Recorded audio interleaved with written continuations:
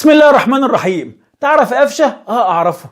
شفته بيلعب؟ شفته بيلعب. ركزت مع تفاصيله؟ لا، ما ركزتش معاه، عشان لما تركز مع تفاصيل قفشه تشوف حاجه مختلفه تماما. تقول لي انت بتأفور، انت بتبالغ شويه. اقول لك انا اصلا من الناس اللي مقتنعه حتى هذه اللحظه ان قفشه عنده نواقص تخليه ما يقدرش يلعب اساسي، بس في المقابل عنده حته معينه كده مفيش ولا لاعب وسط ملعب في الاهلي كله بيفهم حتى امام عاشور يقدر يعملها غير قفشه. ودي النقطه اللي شقلبت شكل الاهلي امام سيراميكا كليوباترا، وده التحليل اللي هيكون معانا النهارده. نص الاولاني ماذا حدث الشوط الاولاني، لان كل حاله من حالات السيراميكا تفوق فيها الاهلي تطلع كده وتكتب وراه وتسجل دروس مستفاده وحاجات ومعلومات مفيده للاهلي عشان اصلاح. والنص الثاني ماذا فعل قفشه. فقبل اي حاجه اعمل لايك للفيديو واشترك في القناه، وكمان فعل علامه الجرس. وكالعاده نعمل ايه؟ نصلي على سيدنا محمد عليه افضل الصلاه والسلام. ودائما ودائما ما ننساش ان احنا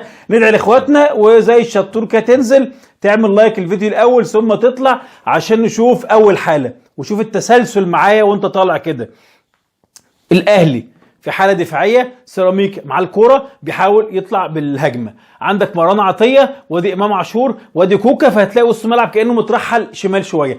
الضغط عشان اخد قرار بالضغط ما ينفعش لاعب يطلع من نفسه ياخد قرار فردي بالضغط، انت بتغرق الفرقه كلها عشان ممكن تطلع 3 4 5 يارده وبقيت الخط اللي جنبك ما طلعش، يبقى انت عملت جاب كبير. فهنا كان قرار من مروان عطيه، وهنا بتتكلم عن مدى التركيز اللي زي بيكون قدام العين يكون قدام بقيه المباريات التانية من كل اللعيبه. فدي اول نقطه بتحس ان ايه في خلل هنا. ادي سجل اول حاجه عندك، محتاج تشتغل مع اللعيبه ان يا جماعه سيراميكا، الزمالك، طلائع الجيش، العين كلها مهمه، نقل ونزيد في التركيز بس بفوارق بسيطه. فيطلع مروان عطيه ياخد قرارا فرديا انه يضغط قدام. خلاص اصلا وسط الملعب اللي وراه اللي هو المفروض معاه كوكا وامام عاشور اللي هيرحلوا مكانه، هم اصلا كانوا مايلين ناحيه الشمال. فانت لما تطلع كمروان هنا انت عريت المنطقه دي اللي يدخل فيها زلاكه ويدخل فيها محمد صادق طول الوقت يدور. فانت اول خطا حصل هنا، راجل استلم الكوره في المساحه الفاضيه، خلاص وسط الملعب كله اتفشكل وكله انضرب، ياخد الكوره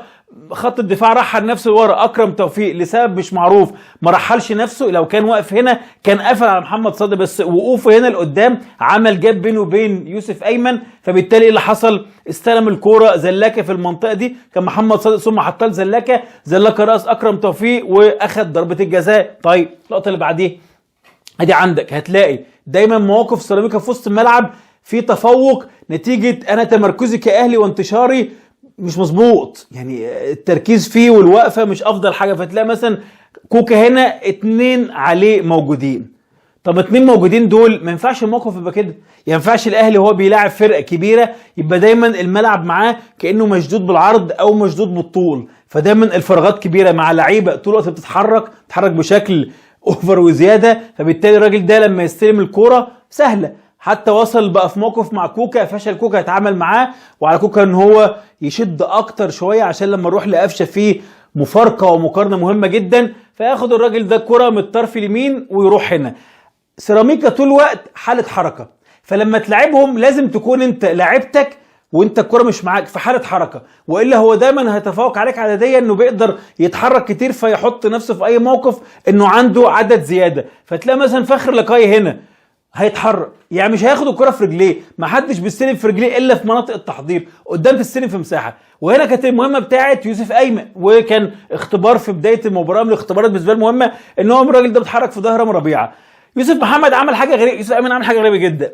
فخر لقاي هيجري كده، يوسف ايمن دايس على رجليه اليمين وسند على رجليه اليمين، وكانه مثلا كان عاوز هنا نفس اللحظه دي وكانه كان عاوز مثلا يروح كده فيقع في تسلل، ما فهمتش. بس فخر لقاي كان بيجري كده وهو كان بيسند كده. التكه اللي عملها دي اتاخرت بس جزء من الثانيه، خلت فخر لقاي خد قدامه مثلا نص يارده، بس هي دي.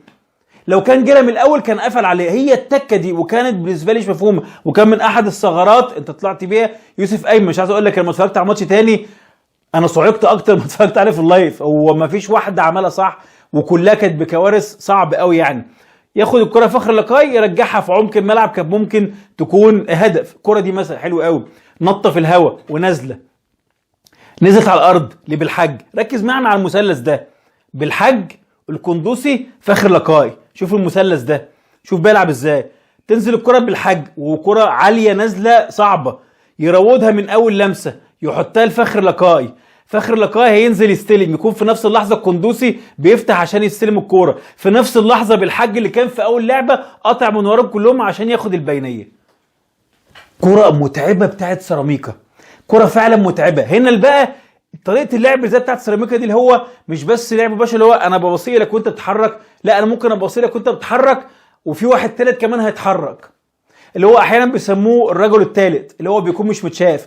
وبالطبيعة البشرية لو اتنين بيلعبوا الكرة لبعض بنسبة 95% اللعيبه المحيطين بالكوره هيركزوا مع الاثنين دول، فالراجل الثالث ده صعب ان هو يتشاف. هنا بيكون بقى عشان تقابل فريق تعمل ايه؟ انت كمان بتحرك، يعني طول ما هو بيسلم ويتحرك ويسلم ويتحرك اي حد من عندي يتحرك لازم حد يغطي مكانه بشكل آلي وتلقائي. مش بنقعد بقى نتحرك والنادي يا محمد يا ابراهيم تعالى هنا، تلقائي ده اتحرك اتسحب فواحد مكانه، اتحرك اتسحب فواحد مكانه، عشان لما الخصم يعمل حركتين 3 4 في الاخر لو كل واحد بيتحرك مكان التاني مش هلاقي ثغره. بس اللي حصل هنا العكس، لما الكوره راحت لفخر لقاي عمل ايه؟ لما نزل استلم لتحت سحب في ظهره مين؟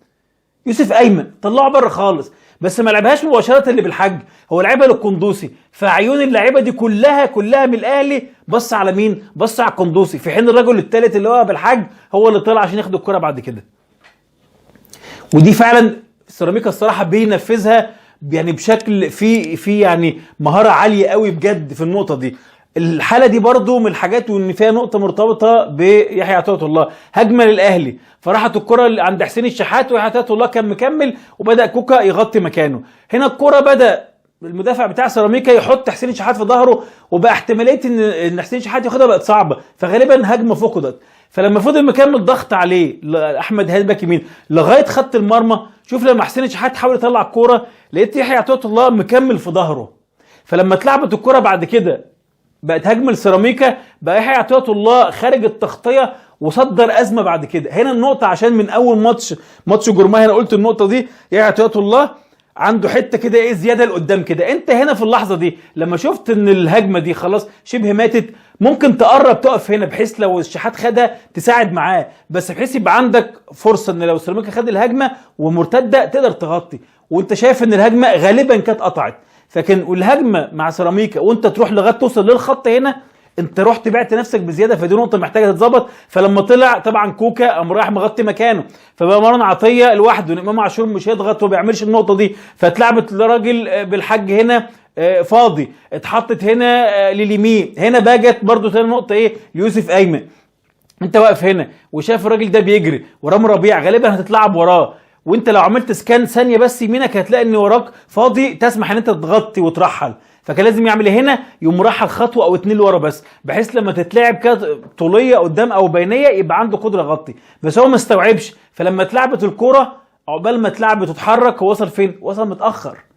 وبعد كده فخر لقاي قدر يعدي منه بمهاره ويحطها لزلاكه، كانت فرصه هدف على طول. الشناوي اول حاجه قام بص لايمن يوسف ايمن وقعد يشاور لي على ودانه، حتى هنا باصص له، انا جايب الاتجاه عشان تبقى واضحه، وبشكل واضح تقريبا كان بيكلمه على نفس النقطه، يعني بيقول له ناداله في الملعب او حاجه قال له غطي او رحل نفسك اللي متوقع تلعب، ولكن كان رد فعله الصراحه بطيء وصعب جدا. نتمنى ما يكونش ده اداء الطبيعي او اداء المستمر. طب الشوط الثاني نزل قفشه، طبعا قلنا في اللايف في متغيرات كتيره جدا. الهدف الثالث جه بشكل مبكر احبط سيراميكا شويه، فتح الدنيا هدى الدنيا، لكن قفشه بص ادي هجمه الاهلي من ورا هتتلعب، امام عاشور يلمسها لمسه واحده، مين يبدا يستلم هنا؟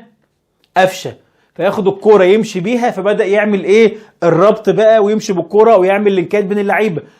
كمل قفشه حطها لحسين الشحات، حسين الشحات خد الكوره لعبها تاني لقفشه سلم واتحرك، شوف قفشه حركك من ليه لمنين، استلم قفشه الكوره حطها ليحيى عطيه الله، عطيه الله عمل الكوره بالعرض خبطت راحت لطاهر صلحها لامام اللي رزعها رزعه بغشوميه شويه في العارضه. القصه بدايتها عند مين؟ ايه اللي كان فارق على الشوط الاولاني؟ قفشه. ده قفشه تقريبا بيعمل نفس الشغل اللي كان سيراميكا بيعمله، بس طبعا سيراميكا بيعمل كذا حد تك تك تك تك وسلم وتحرك سلم وتحرك، فبقى هنا الربط هنا قفشه. طب نكمل عشان نربطها بكذا حاله اللي بقى، وانا حطها في القائم. حسين الشحات سلم الكوره وراح، يبدا مين يتحرك من ورا؟ يملى المكان قفشه. فلما يعدل حسين الشحات يبص على مين؟ قفشه. ظهر قفشه، ظهر عشان يعمل الربط انه بعد اللعيبه متجمعه بتاعت سيراميكا هنا يبقى هو العنصر ممكن يتنقل عليه الكوره. وطبعا قفشه بيسلم ويستلم الكوره في رجليه حلوه، ان الكوره ناعمه في الحتت دي، الكوره ثابته ومستقره. اتلعب لقفشه بقى الايه كانه المسمار اللي في العمق هنا اللي بيوزع. خدوا الكوره من حسين الشحات امتصها، قام موزعها اليمين عند طاهر، فهو خدها من هنا نقلها هنا، حطها طاهر بالعرض. حسين الشحات كان ممكن تكون فرصه هدف. اللقطه الثالثه عشان ناخد مع بعض برده كان مروان عطيه خرج بالضغط بشكل كويس جدا، حطها للطرف اليمين راحت لقفشه، تكاد تكون اللقطه صعبه جدا بس بمهارته حطها في الحته دي. شوف يعني في حته ضيقه جدا وصلت عند امام عاشور، فبالتالي اتجمعت اللعيبه عليه، راحت لحسين الشحات الهدف. هتلاقي كلها عند مين؟ واحد لمسته حلوه. لما ترجع بقى لبعض الحالات الشوط الاولاني واحنا بنحط هنا ايه؟ قفشه كان مقابله مين؟ كوكا. انا بحب كوكا بس لازم يكون اعلى من كده، لازم يكون افضل. شوف قفشه وهو بيطلع عشان يدور على الكرة فيسلم ويستلم ويظهر لده ويربط، انت حاسس في منطقه العمق الحته اللي كانت فاضيه، لان حتى امام عاشور ما بيعملش كده. ليه؟ لانه دايما قدام بيلعب رقم 10 او مستني تحت المهاجم، ما بيرجعش عشان يستلم انبض. وانا وجهه نظري قلت من احد الحاجات اللي تحسن الدنيا في الاهلي لازم امام عاشور يرجع زي دوره مع الزمالك، ينزل يستلم من ورا ويروح. بس امام عاشور بقى يشتغل اكتر في تكتيك الهجومي فما يظهرش هنا. فتلاقي مثلا لقطه زي دي اتلعبت طوليه راحت لهنا لحسين الشحات، تحس انها شبه حسين الشحات اللي لسه جايبينها القفشه من شويه، بس حسين الشحات لما اتضاير هنا لا هنا مين؟ لا قفشه، هنا مفيش قفشه. امام عاشور سحب للشمال فبقاش موجود. فمن المتاح كوكا، فين كوكا؟ اهو جنب مروان عطيه. فبالتالي بعد ما كان قفشه اللي الهجمه تروح يوم جاي مكمل هنا عشان يطلب الكوره ويربط الخطوط ويوزع من اليمين والشمال، ما بقاش موجود. فاضطر تعمل ايه؟ ترجع بالكره لورا كوكا، عنصر المساحه اللي كان موجود في العمق راح، فيلعبها كره طوليه فتضيع. شوف لقطه كمان تانية، ادي هنا الكره استلمها كوكا فبدا يعمل زي قفشه كده ايه، يمشي اللعب في حلوه. حتى لما مروان عطيه 1 خد منه ال2 بعديها، بس يجي يحط الكره معلش قلشت، قامت خبطه رايحه لسيراميكا ضاعت.